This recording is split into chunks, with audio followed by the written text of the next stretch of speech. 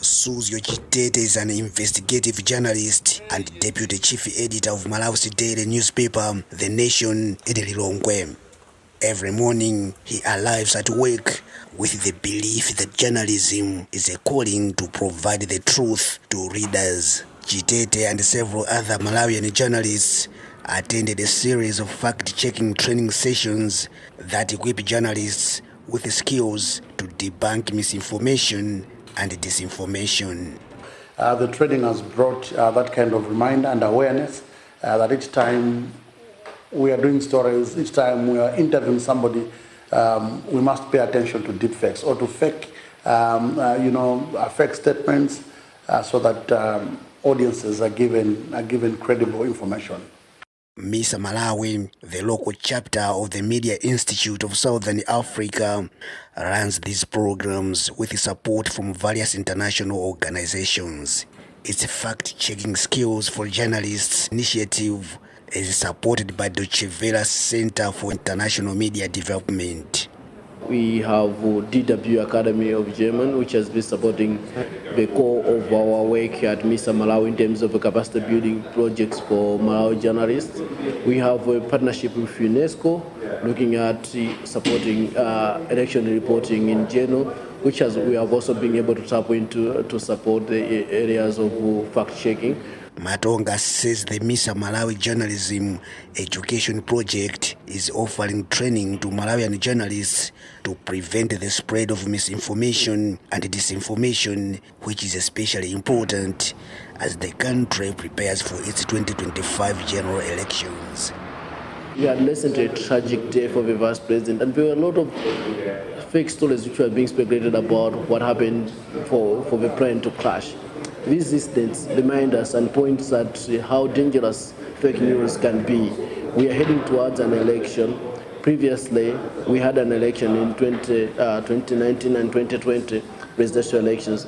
Then we started seeing trends around fake news, or potentially again affecting the political space.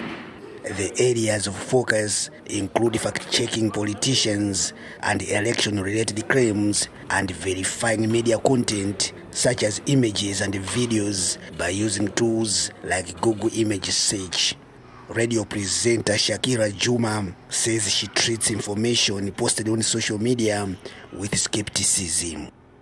I get selective to news which I tend to believe or not, because of the social media fake news, fake posts which are happening nowadays. So that's it.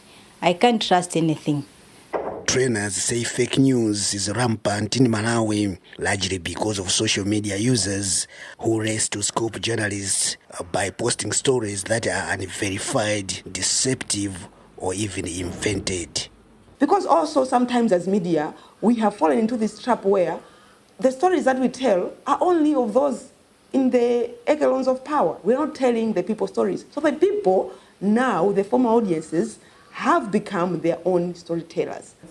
Kachapira says debunking fake stories has been a challenge because there is such little solid information about local news in sub-Saharan Africa.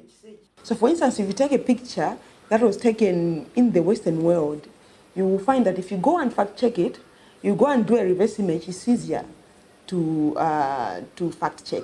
So we need more information about us from sub-Saharan Africa, from Southern Africa, on the internet, so that we can also make this work easier. Otherwise, it's not as easy to do fact checking in our context as it is in the Western context. Chitete says the training has helped him grow professionally, and now he uses these skills to help other journalists fact-check information before releasing it. Because I've become aware, so that every time I'm doing a story, every time I listen to some statements, especially political statements, I have to fact-check, I have to verify, to be double sure. So in the absence of such a training, sometimes you take things for granted. Chitete says some organizations and government departments are still reluctant to release information needed to verify stories, and this withholding of information complicates their efforts.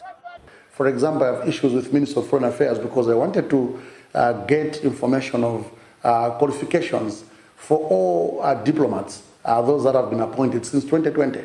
The issue is to see if indeed those that have been appointed are credible enough to save Malawi. So government has been saying we are employing the right people. But we have the suspicion that sometimes it's not even the right people. These are politically right people.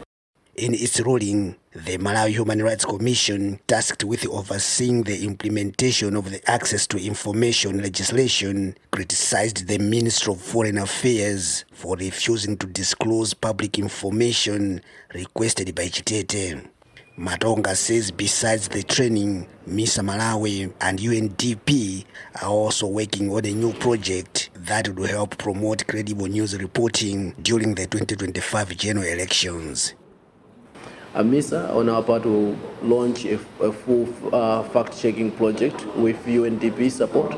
It's called I-Verify, where we'll be able to ask the general public to report on our website cases of misinformation and disinformation, and we'll have a team of experts who will be able to go and debunk those fake news and be able to share very accurate information. Matonga believes these efforts will equip journalists with skills and easily accessible tools to fact-check information for their stories and enable citizens to inform themselves with credible news and reliable information. Lameck Masina, VOA Africa, Lilongwe, Malawi.